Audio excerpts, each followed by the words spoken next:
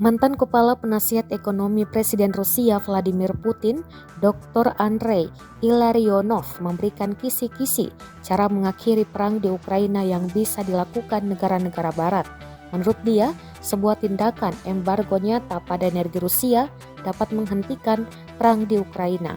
Ilarionov mengatakan Rusia tidak menganggap serius ancaman negara lain untuk mengurangi penggunaan energi mereka. Meskipun berusaha mengurangi ketergantungannya pada sumber-sumber Rusia, Eropa nyatanya terus membeli minyak dan gas.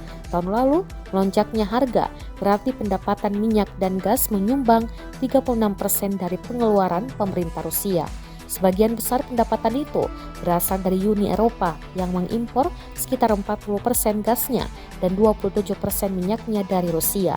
Pekan ini, seorang diplomat top Uni Eropa, Josep Borrell, mengatakan bahwa Uni Eropa membayar 1 miliar euro kepada Rusia setiap hari untuk energi yang mereka berikan.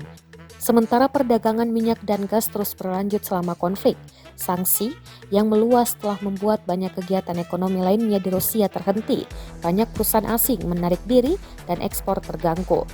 Sebuah survei baru-baru ini oleh Bank Sentral Rusia sendiri pun memperkirakan ekonomi akan menyusut 8% tahun ini. Sementara Institut Keuangan Internasional mengatakan itu bisa turun sebanyak 15%.